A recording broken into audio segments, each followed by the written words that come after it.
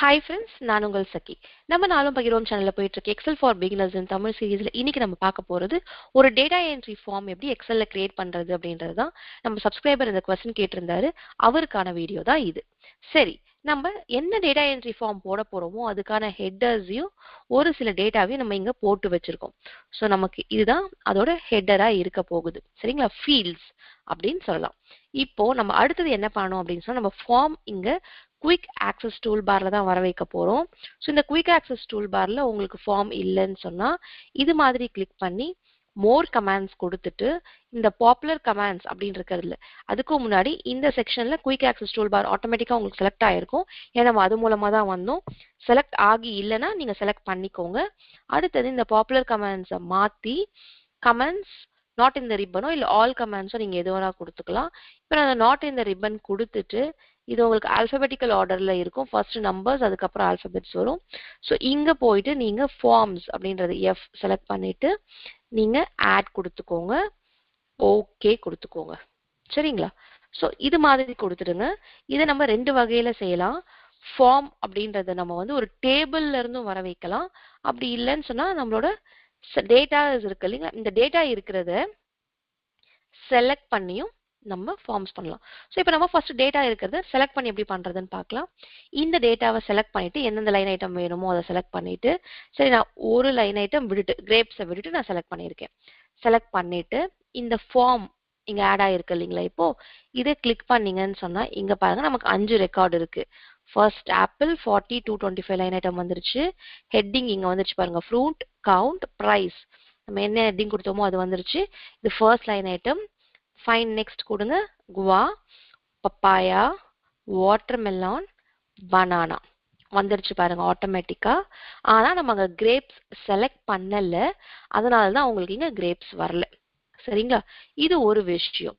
So இப்போ அடுத்தது நம்ம இதுல என்ன பண்ணலாம் அப்படின்னு சொன்னா, இப்படி பண்ணாம நம்ம வேற எப்படி ஃபார்மை கொண்டு வரலாம்னு சொன்னா, நீங்க இங்க டேபிளா கிரியேட் பண்ணிக்கலாம். நம்ம Ctrl+T யூஸ் பண்ணீங்கன்னு சொன்னா நமக்கு டேபிள் வந்துடும்.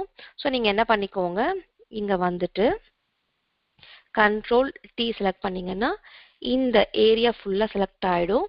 இதுல நமக்கு ஹெட்டர் ஆல்ரெடி இருக்கிறதுனால மை டேபிள் ஹஸ் ஹெட்டர்ஸ் கொடுத்துக்கோங்க, ஓகே கொடுத்துருங்க.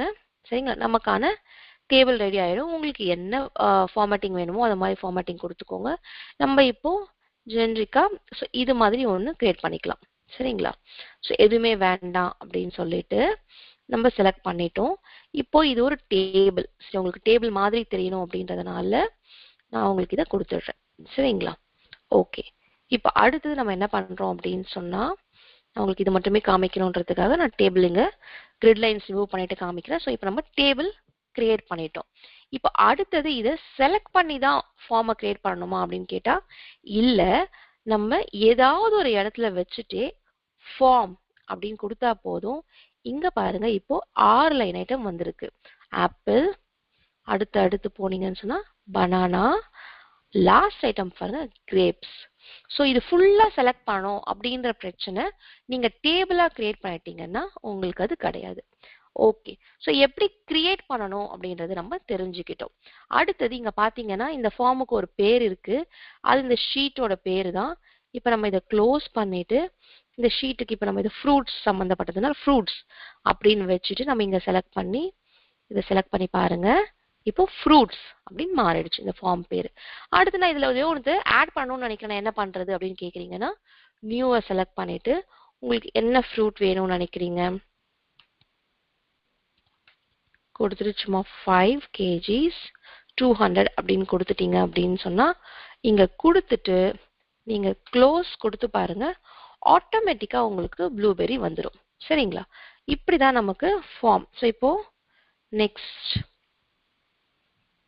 கொடுத்தீங்கன்னா உங்களுக்கு இங்க பாருங்க ப்ளூபெர்ரி ஆட் ஆகி 7 லைன் ஐட்டம் ஆயிடுச்சு. சரி, அதை டெலீட் பண்ணணும்.